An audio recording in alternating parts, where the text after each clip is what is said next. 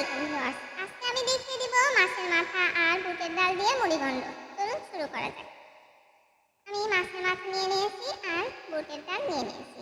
ডালগুলোকে খুব সুন্দর করে ধুয়ে নিতে হবে। এরপরে প্রেসার কুকারে দিয়ে দেব। দিয়ে দেওয়া হয়ে গেলে এখন দিয়ে দেবো মরিচ, পেঁয়াজ আর রসুন। এরপরে লবণ এবং পানি দিয়ে ঢাকা দিয়ে ঢেকে 6টি সিটি দিয়ে নেব। সিটি দেওয়া পর্যন্ত আমি অন্য কাজ করে নিই। এই মশলাগুলোকে খুব সুন্দর করে মিহি করে বেটে নেব। দেখুন একটি সিটি ওঠা শুরু করে দিয়েছে। মাছের লবণ দিয়ে সুন্দর করে ধুয়ে কড়াইতে দিয়ে দেবো।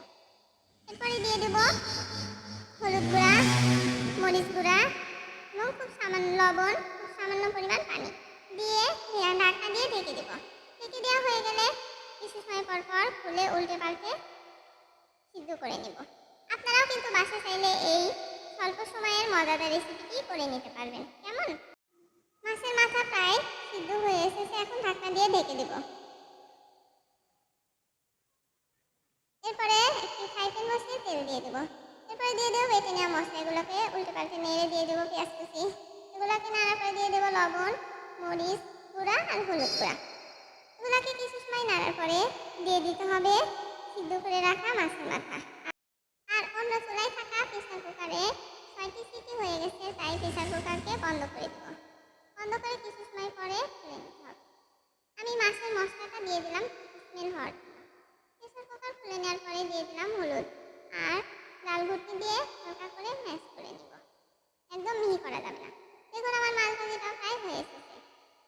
আর খুলে নেওয়ার পরে হালকা করে ম্যাশ নেওয়ার পরে দিয়ে দিলাম গরম পানি। এরপরে কিছু সময় জাল করে নিতে হবে।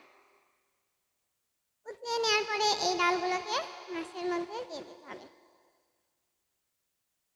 সম্পূর্ণ ডাল আমি মাছের মধ্যে দিয়ে দিলাম। কিছু সময় জাল করার পর আমি লবণ দেখে নিলাম। মনে হলো লবণ লাগবে, তাই লবণ দিয়ে নিলাম। কিছু সময় জাল করার পরে দেখুন ঘন হয়ে আসছে, এখন চুলা অফ করে দিব। তারপরে বাটিতে উঠিয়ে নিচ্ছি।